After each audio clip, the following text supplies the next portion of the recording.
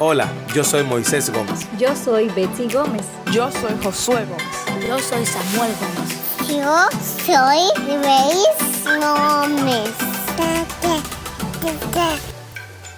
Y este es el podcast de los Gómez.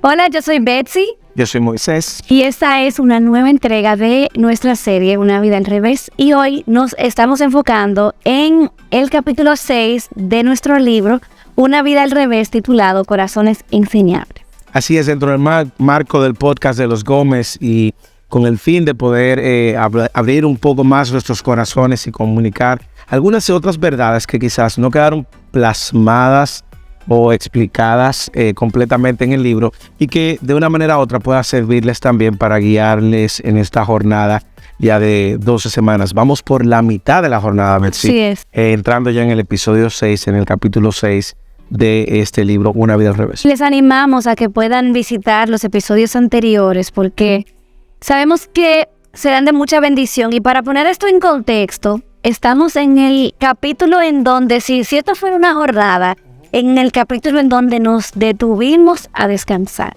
Sí. Dame un poquito de contexto para eso. La verdad es cuando nosotros nos dimos cuenta de cómo muchas de nuestras posiciones estaban basadas en un terreno movedizo que carecía de fundamento bíblico, pues Dios trajo convicción a nuestra vida de que debíamos de parar. Estábamos en mucho activismo, estábamos en muchas actividades ministeriales, compromisos dentro y fuera de la iglesia local en la cual éramos parte. Sin embargo, Dios nos llamó a una pausa. Dios nos llamó a poner nuestro reloj en pausa y a sentarnos a aprender y a poder recibir de otros hombres y otras personas que pudieran invertirse en nuestros corazones. Voy a leer de la página 91 que dice: estábamos aprendiendo que la identidad es sumamente frágil cuando solo es definida por el desempeño y la aceptación de los demás. Y yo creo que nos encontrábamos en ese tiempo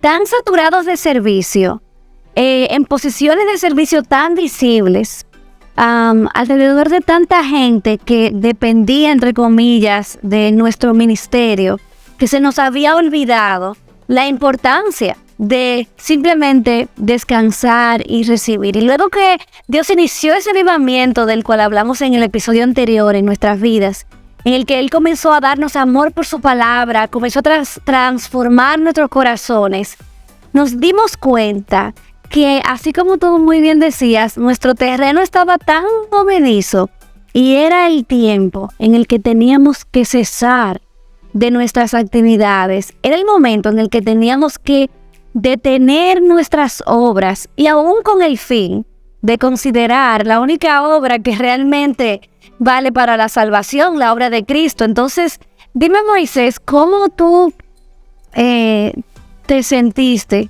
estando acostumbrado a tanto liderazgo ministerial y luego esta invitación de parte de Dios a descansar, a ser enseñado por otros? O sea, ¿cuáles fueron tus luchas? Porque hay mucha gente que está ahí. Yo lo sé, y la verdad es, por eso nosotros creo que, Betsy, lo hemos dicho en una y otra ocasión, le damos todo el protagonismo al Señor, porque fue un trato de Dios. Imagínate de tú vienes de tener un seteo mental o de pensar que tú eres el arquitecto de tu sueño, que tú eres responsable de tu propio destino. Muchas cosas que suenan bonitas, pero que no necesariamente son bíblicas. Y tú saber que tú eras que tenías que construir tu propio reino o pensar que podías construir tu propio reino, al verte sencillamente convencido por la palabra de Dios que era un tiempo de hacer una pausa y no seguir enseñando, no seguir compartiendo, sino que tú tenías una necesidad real de poder, o teníamos una necesidad real de poder aprender. Interesante, nosotros decimos en el capítulo que aquel pastor que nosotros criticábamos, que yo criticaba, tú no, pero yo criticaba en la radio y que señalaba y que hacía una serie de observaciones a sus posiciones, luego después terminamos asistiendo a su iglesia justamente porque Dios, cuando trajo su palabra como un martillo, nos nos mostró que no sabíamos cómo pensábamos, y terminamos pues siendo y estando bajo el liderazgo de ese pastor. Y yo creo que hay una realidad que mucha gente vive, y es que una vez se acerca a la palabra de Dios y Dios trae claridad, iluminación, y ahora comienzas a ver el evangelio a todo color.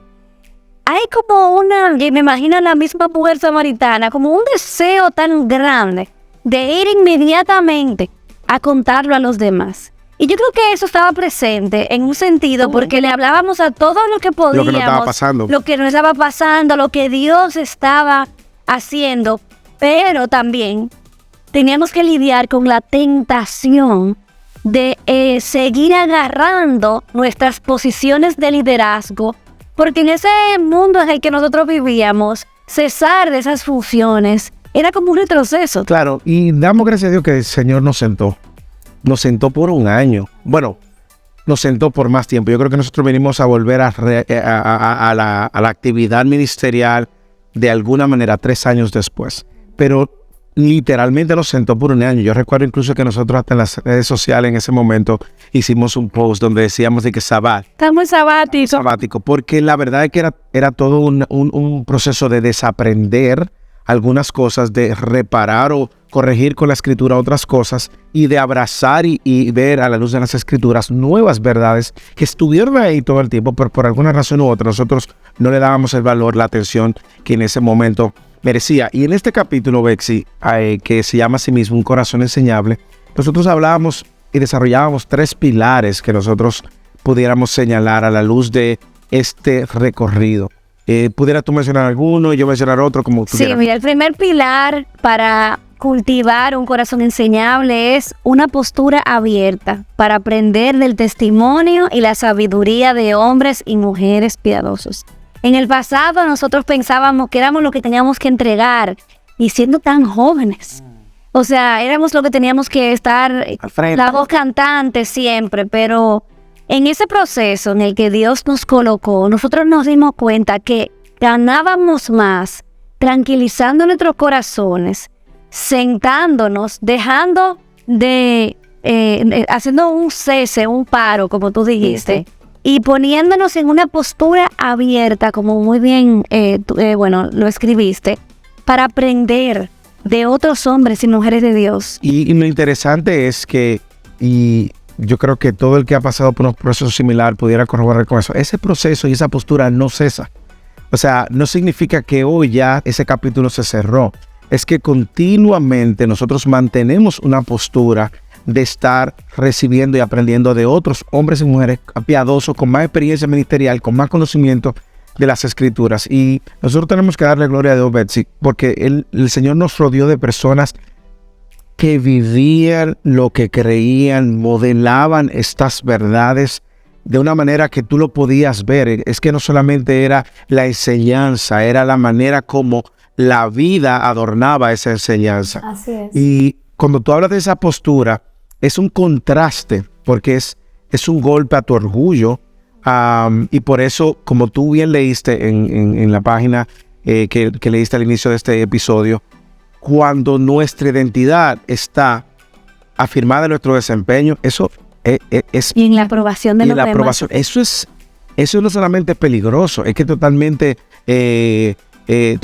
movible, pero cuando nosotros vimos que nuestra identidad no estaba en lo que hacemos y que era más importante lo que somos a la luz de lo que el Señor hizo por nosotros, pues nosotros pudimos seguir cultivando y mantenemos todavía un corazón enseñable que viene como resultado de ser aplastado por la verdad de las Escrituras. Y yo creo que también eso fue algo tan importante para nosotros, porque, por ejemplo, me recuerdo en el pasado, como tú eras siempre, cuando alguien tenía una postura distinta, tú tenías una defensa de lo que tú creías. O sea, era como que siempre había como este espíritu como de debatir o de probar quién tiene la razón, versus uno acercarse a hombres y mujeres de Dios y decirles algo tan sencillo como: yo quiero que tú me enseñes a orar. ¿Cómo yo puedo leer mi Biblia? ¿Cómo yo puedo estudiar mi Biblia? cómo yo puedo someterme a mi esposo, cómo yo puedo cuidar mi hogar. O sea, este tipo de conversaciones o de acercamientos intencionales a otros hombres y mujeres y mayores que nosotros no existía. No existía. Y de hecho, yo recuerdo, ahora podemos revelar el nombre del pastor en la iglesia. Ay, por favor, como que no es muy evidente. Bueno, solamente quienes pueden hacer las conexiones saben. En la iglesia en la cual finalmente terminamos sirviendo fue la iglesia de Bautista Internacional, bajo el liderazgo de los pastores de la iglesia y la influencia del pastor Miguel de manera directa. Y digo esto porque hubo un caso muy particular en nuestra primera reunión con el pastor Miguel, donde yo había escrito un libro de 220 páginas.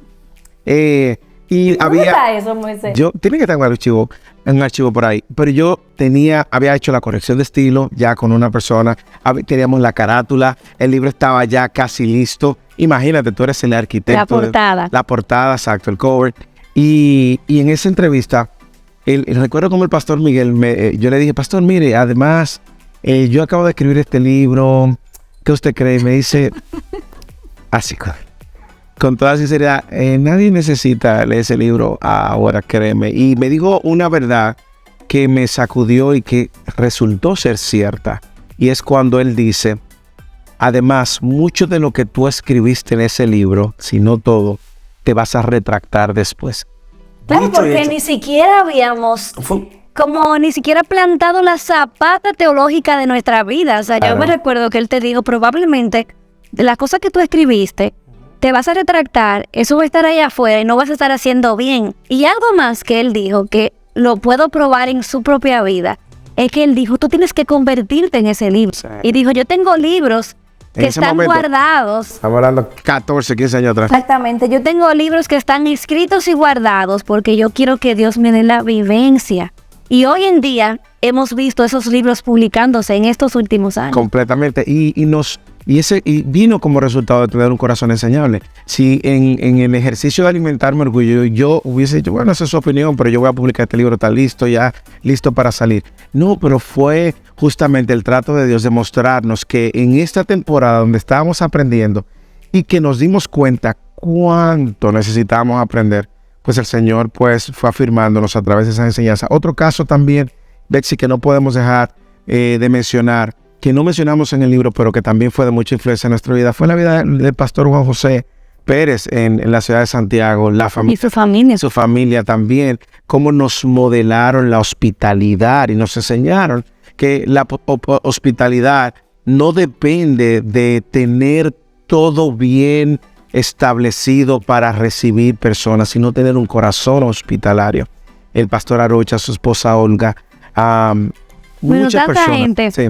Pero sí fue una jornada interesante. Al final, lo que nosotros necesitamos aprender, y al sol de hoy todavía, muchas de nuestras conversaciones están llenas de eso, de cómo podemos cultivar ese corazón enseñable de aprender de otros, es que cuando Dios transforma nuestras vidas, cuando Dios ilumina nuestros corazones con la verdad de la palabra, nuestros corazones tienen una tendencia natural a el orgullo, a la arrogancia, a cerrarse.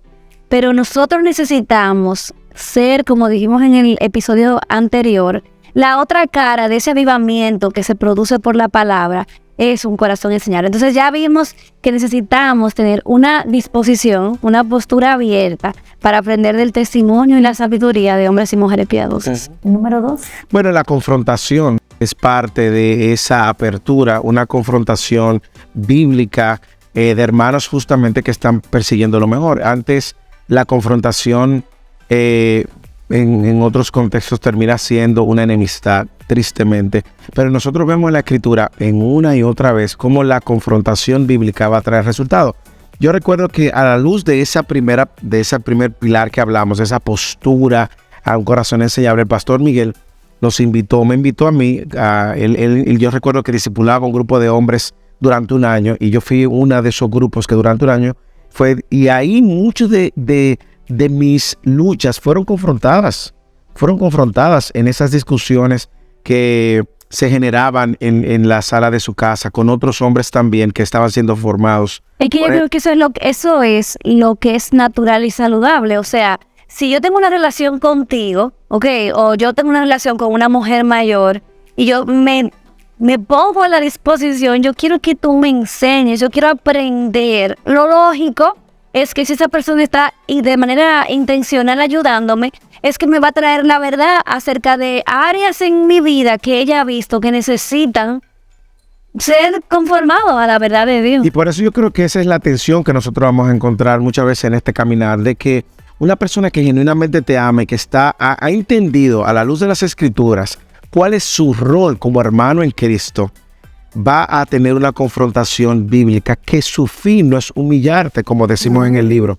El fin es restaurarte. Pero así no era antes. Así no era porque antes. que nadie acuse o señale a un ungido. No se podía. Que Por eso bueno, te que decía, podía. por eso te decía, terminábamos en enemistad o terminábamos en unas luchas de orgullos o terminábamos distanciados de una manera u otra. Pero la confrontación bíblica siempre va a dar frutos, porque la confrontación bíblica viene acompañada, como decimos en el libro también, usted puede leer el capítulo, por favor. Como decimos en el libro, viene acompañada de gracia y verdad. Y me recuerdo el caso, y tú haces mención en el libro, de una persona también, una mujer que fue... Si estamos hablando de quién es quién, obviamente, que y fue el de influencia. y el que sabe es Laura. Claro. Y Laura y Fausto, o sea, cuando ellos nos visitaron en aquellos, bueno, al principio, cuando regresamos de nuestro año de descanso, y ellos estuvieron ahí con nosotros en la casa, y luego ella me habló y me dijo, Betsy, este hogar no parece que vive como una dadora de vida. Aquí como que no se ve que hay una mamá, como una mujer, no se ve como... O sea, ella realmente me dijo, tú necesitas poner tu corazón en tu hogar y que se note que hay una mamá detrás de esta compañía que se llama La Familia. Y en el momento, óyeme, Cualquiera se siente me golpeado. da muchísima vergüenza, pero es verdad. Y al final trajo frutos. Claro que trajo sí. frutos, porque como decíamos, la confrontación bíblica que es necesaria. O sea, primero, si tú no tienes un corazón enseñable, tú no vas a recibir tampoco la confrontación. No vas a tener ni oído para otra persona, ni tampoco vas a recibir la confrontación en amor de otra persona. ¿Cuál es la raíz, Betsy? El orgullo. Ya sea porque tú te crees que tú te la sabes toda o porque tú crees que todo está bien en tu vida.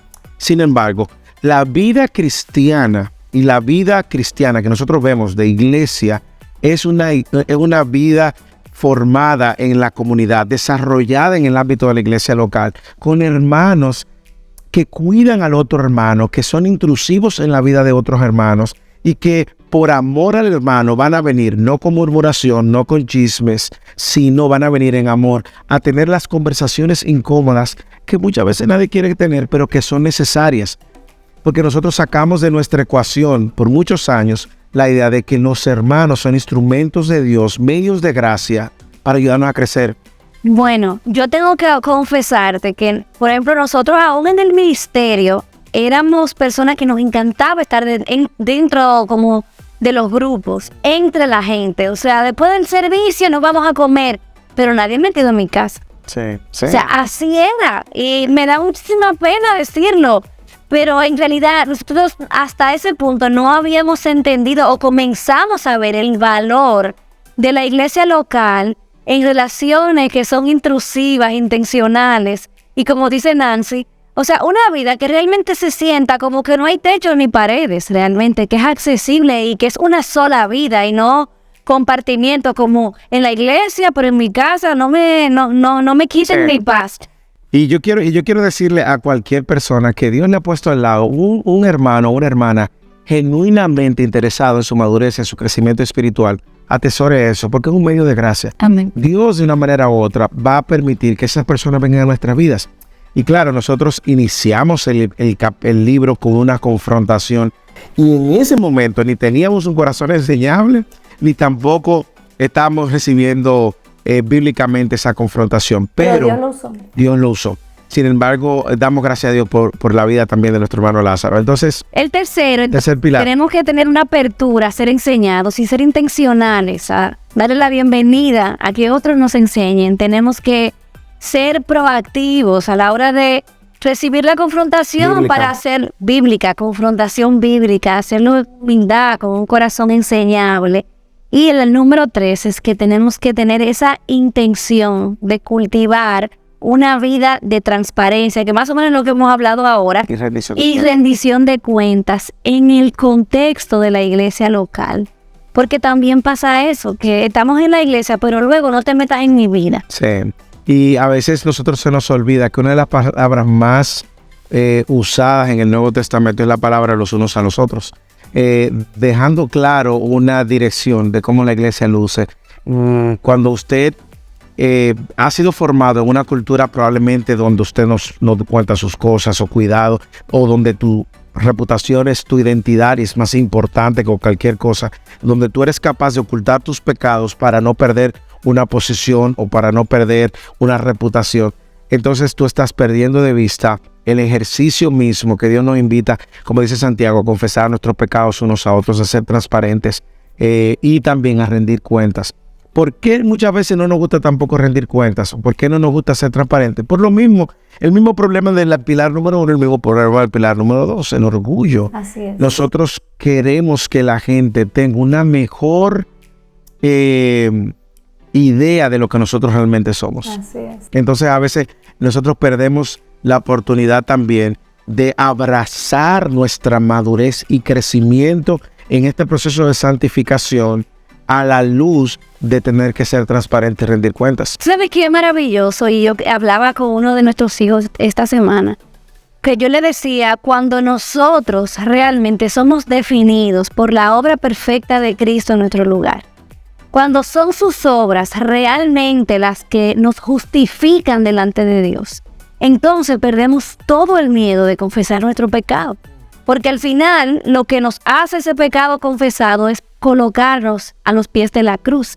Entonces eso es lo que pasa cuando tenemos un corazón enseñable, no tenemos miedo porque no tenemos nada que esconder, no tenemos nada que probarle a nadie, porque al final del día lo único que importa es lo que Cristo hizo por mí. Por eso es tan importante que usted revise o revisite el episodio 4 y 5 donde hablábamos cómo el Evangelio lo cambió todo, porque es el entendimiento del Evangelio que nos ayuda a entender, nos valga la redundancia, de que somos pecadores. Esa es una realidad pasada en un sentido, pero también de que nosotros hemos sido alcanzados por la gracia de Se Dios. nos acabó el tiempo. Nos acabó el tiempo. Bueno, ¿Cuál es el ancla? el ancla es: un corazón enseñable requiere de transparencia y de rendición de cuentas. Y junto con ese ancla, yo quiero lanzarte un reto. Trae al Señor, ¿qué es lo que te detiene a tú cesar de tus obras para disfrutar a Jesús, para aprender, para sentarte y también para cultivar estas características que son propias de un corazón enseñable? Bueno, se nos acabó el tiempo, como tú dijiste, no se diga más. Nos vemos en el próximo episodio del podcast de los Gómez. Recuerde, con el hashtag Una Vida al Revés, compártanos de qué manera el Evangelio también ha transformado su vida, ya sea mandándonos un mensaje directo a nuestras cuentas o ya sea grabando algún clip para compartirlo. Dios les bendiga. Bye. Y este es el podcast de los Gómez. Radio Eternidad, impactando el presente con un mensaje eterno.